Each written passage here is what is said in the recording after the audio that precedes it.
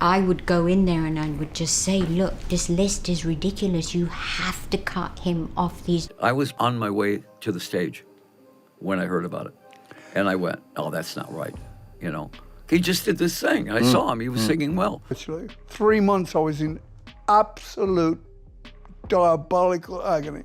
Everybody thought I was going to die. And then, boom, you have a fall and everything is gone.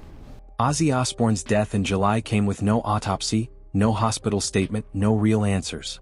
But maybe that's because the unraveling started years earlier, before the tremors and the secrecy. What if it began when he tried to strangle Sharon? Or when his first daughter, Jessica, said she never really knew her dad? Or when Sharon stopped showing up emotionally? Because Kelly Osbourne's words weren't just about grief. They point to systematic betrayal. She said, it's like she wanted him gone. So what really happened inside that house? And if a legend dies in silence, does that mean the truth dies with him? I was on my way to the stage when I heard about it. And I went, oh, that's not right, you know. He just did this thing. I saw him. He was singing well, you know.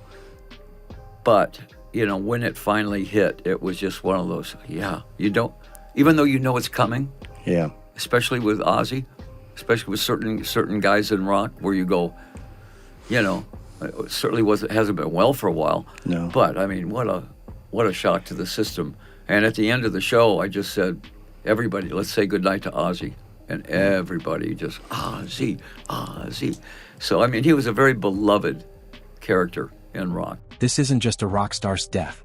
It might be a slow-motion family collapse that no one could stop. Before Ozzy Osbourne became the face of chaos and heavy metal, he was already losing pieces of his family. And the part most people never saw, the part that never got screen time, was Jessica Osbourne, his first daughter from his first marriage to Thelma Riley. Jessica has rarely spoken about her father publicly, but in one of her few known interviews she reportedly said, he was never really there. I think fame replaced us. She wasn't dramatic or bitter. She just sounded sad. The kind of sadness that grows in someone who's been waiting their whole life to be noticed. Jessica wasn't part of the Osbournes' reality show. She didn't appear in family photo spreads. She wasn't at the center of any public drama. And maybe that's what makes it sting more. She wasn't even in the background. For years, it seemed like Ozzy's world had narrowed to just Sharon, Kelly, and Jack. But he had a family before that. A daughter. A life. And it seems that life was completely erased from the image. And we would appreciate your support by hitting subscribe as we continue. #1 album with Black Sabbath, and then he puts out a solo album that goes, you know, #3 all over the world, and he's just running around the stage like a lunatic, and as I say, living the life, you know, loving his life, loving his sobriety, loving everything, loving his grandkids, and just so happy for once in his life. And then boom, you have a fall and everything is gone. And then to see it taken away and the effect that it had on all of us was Maybe he didn't mean to leave anyone behind. Maybe addiction blurred everything. But it still left damage. Jessica's absence wasn't just about missing out on fame, it was about missing out on a father. That hole in the family, could it have shaped how Sharon saw him too?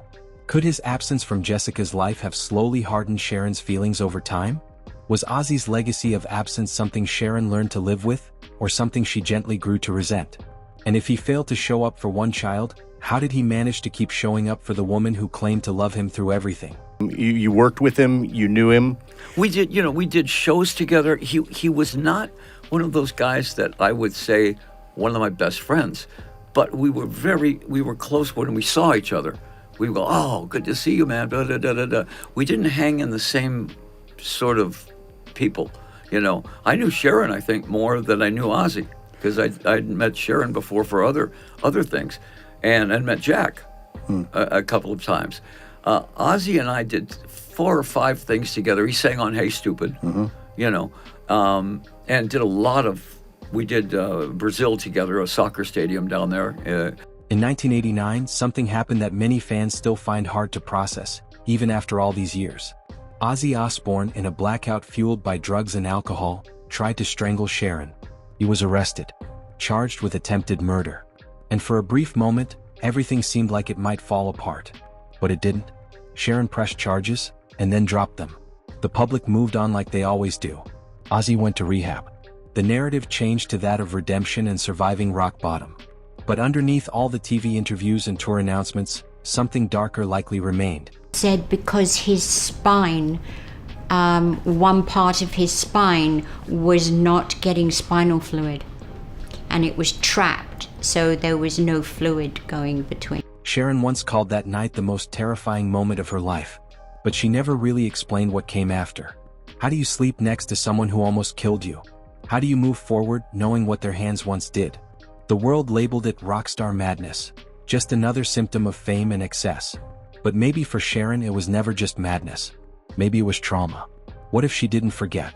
What if she never truly forgave him?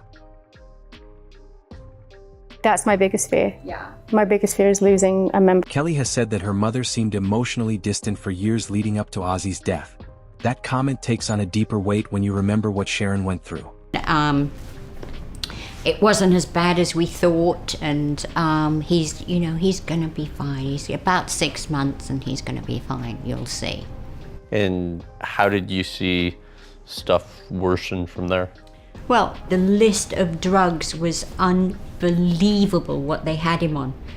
And I would go in there and I would just say, look, this list is ridiculous. You have to cut him off these drugs. He cannot come out and have to take all these drugs. And there was about 60 or 70 pills that I... Maybe Ozzy's death wasn't just the end of a long illness. Maybe it felt in some way like closure for someone who had been silently carrying fear, resentment, and exhaustion for decades. And if that's true, was his death just an ending or her quiet release? In the last stretch of Ozzy Osbourne's life, there was no loud crash, just quietness.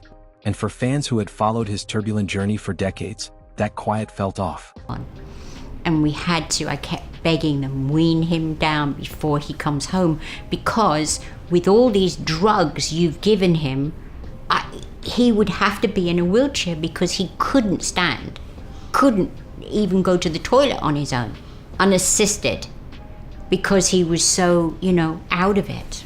And during the time that followed, when the doctor said he should be starting to improve, what are you saying? Some days he would be in tears with the pain, and he knew, he knows, and he just said, you've got to get me off these pills. Ozzy had been battling Parkinson's disease, recovering from multiple surgeries, and losing his ability to move freely. His voice, once the roar of rock and roll, had softened into a whisper. Everyone knew his health was declining, but no one expected the stillness that came before the end.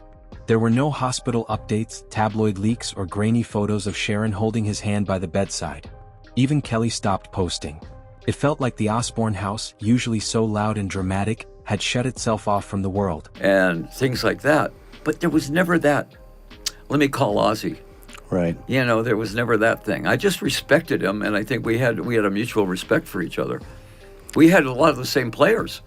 I mean, the great thing about being a lead singer without a band is that you get your pick of, who the guitar players are, who the drummers are, who the bass players are. So between us, we had the same drummer at one time. We had, you get your pick of the litter. The first public sign that something was happening came from Jack Osbourne. He didn't give details. Instead, he posted cryptic messages like, letting go is sometimes love. That phrase haunted fans. What exactly were they letting go of, and why was it happening behind closed doors? Kelly, who had always stood by her father's side, reportedly left the house. She later said, I couldn't stand how everyone was pretending like things were okay. That one sentence cracked the image the family tried to maintain. Inside sources whispered that Ozzy had been moved, suddenly, to a private care facility. That Kelly was not fully informed. That medical decisions had been made quickly and without her knowledge. And it didn't feel like a peaceful goodbye. It felt like a plan executed. Or not. I've always been a lifer, and Ozzy was a lifer.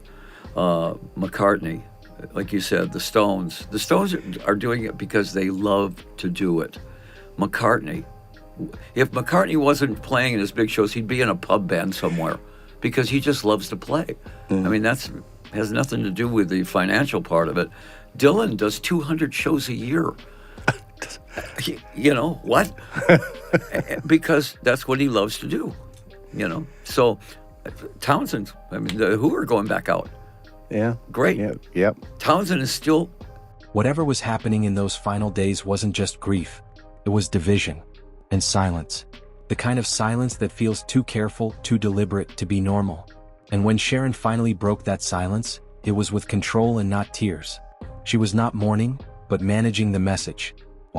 When Ozzy Osbourne passed away, fans around the world expected the usual routine that follows the death of a global icon. A press release, a doctor's confirmation, maybe a hospital statement to explain exactly what happened in his final moments. But none of that came. There was no official medical report or signed cause of death. Not even a simple comment from a hospital representative. Days turned into weeks and still nothing. Then the whisper started. It's only when you actually get my father's book and you read it that I start to realize again how unnormal it actually really was. Because that's all you knew, you thought that was sort of... Yeah, to me, and to be honest with you, I couldn't imagine us being any other way. Well, at the end of the day, though, there's plenty of families that go through like an alcoholic, you know, drug addict household. And, you know, the difference is that, you know, ours is publicized and, you know, people want to read about it, but, you know, some of the things aren't that abnormal, you know, in the grand... That we are about the normal things that can happen not just to us, but to everyone, the more comfortable that everyone else feels about themselves and realize that maybe it's not such a big deal. Maybe there is places we can go and all get help and get our dirty laundry out so that we're not all fighting all. Some journalists began suggesting that Sharon Osbourne had moved quickly to lock down all of Ozzy's medical information. Not just from the press, but even from parts of the family. There were claims that NDAs had been signed with private care workers, that records were sealed, and that Kelly, his favorite daughter, was left out of key conversations in his final days. One moment that added fuel to the fire came during a scheduled interview with Sharon. When a reporter gently asked if Ozzy's medical files or will would ever be made public, she didn't answer. She stood up and walked out of the room. That silence only made things louder. And, you know, suddenly these guys come in and they're hairy and they're very, you know, from the north of England, and they don't look or dress like anything I've ever seen. And so I was very nervous of them. Well, given that first impression, how in the world did anything ever develop? I went to see their show that night with my father. They performed at this club in London, and I was so in awe of what I was seeing. Again, I hadn't seen anything like that, because all the artists that we had dealt with were very slick and a different category of music, different genre of music, just totally different. And then when I... Behind the scenes, there were rumors that Ozzy's palliative care had been heavily debated, that he didn't want to be sedated near the end, that he was hoping to stay aware, to stay awake. But someone may have decided otherwise. One message, reportedly from Kelly to a friend, read, "This wasn't what Dad wanted. You made that choice alone." The message was deleted, but not before screenshots circulated online. It's unclear who she was talking to, but most people believe she meant her mother. If even Kelly was left in the dark, then who was making the final decisions? And why was everything kept so quiet? Was Ozzy's passing a natural ending, or did someone behind the curtain decide when the show was over? Was amazing all weekend and had the best time, and he was so happy to see everyone and so moved and touched and honored by the whole experience, and it was just a genuinely great experience. Isn't it scary? Like, I never thought, I always look at my parents as being so invincible, and then all of a sudden you realize that, like, oh, they're fragile and they're a little lost, and now it's my job to show them the way. In the final days, Ozzy Osbourne's body was fragile, his voice almost gone. But according to Kelly, there was one night he managed to speak. Just a few words, barely audible. She said he turned to her and whispered, "Tell Sharon I forgive her. Just let her go." It hit her like a punch to the chest. What did he mean by that? Did he want Sharon to be free of blame? Was he telling Kelly to stop holding on to a version of her mother that no longer existed? Or was he simply acknowledging that Sharon had already left emotionally, even if her body was still there? No one knows for sure. But that moment stuck with Kelly. Not just because of what he said, but how he said it. As if he'd been carrying the weight of something he didn't have the strength to unpack. It didn't feel like closure, but like surrender. Ozzy wasn't angry in those last moments. But there was a sadness there. A tiredness.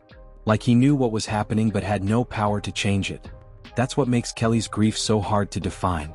It isn't just mourning, it's regret. Regret that maybe her father didn't leave this world surrounded by peace. That maybe in his final hours he wasn't fighting to live, he was trying to forgive. And if that's true, is Kelly really grieving her father, or the fact that she couldn't protect him from the one person who said she would? For a long time, Kelly Osbourne stayed quiet. She showed up for interviews, smiled politely, and kept most of her thoughts to herself. But recently, that quiet has started to crack. In a small panel appearance not long after Ozzy's passing, she said something that landed like a warning. People love your pain when you stay quiet. But I'm done being quiet. And just like that, people started wondering, what has she been holding in? How did you find out about the Parkinsons? Ozzy had always had a weird gait. The way he walked was quite weird.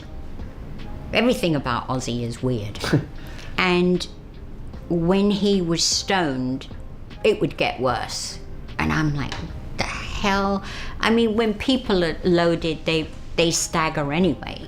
But Ozzy's was just off somehow. And, you know, I would always say to him, like, did you do sports as a kid? He's like... There's talk that Kelly might be working on a book, or maybe a documentary. Something more personal and raw. A version of the Osbourne story that hasn't been shaped by cameras or PR teams. Her version. And if she does speak out, what would she reveal? People close to the family say there are medical documents that never got released. Records that might show who really made the last decisions about Ozzy's care. She might share what actually happened on his final day, how he was moved, who was with him, and who wasn't. There are whispers of family fights, some old, some still SI, mirroring, that were never resolved. And the biggest question of all, why did Sharon go so quiet when Ozzy was slipping away? What didn't she want the world to see? Kelly may be grieving her father, but she also seems to be preparing for something bigger.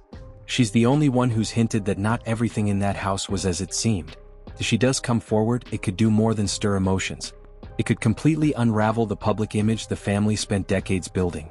Because if the man who screamed his whole life died in silence, who gets to tell that story now? And what if that story isn't about illness or age, but about love lost, trust broken, and a family that couldn't hold together when it mattered most?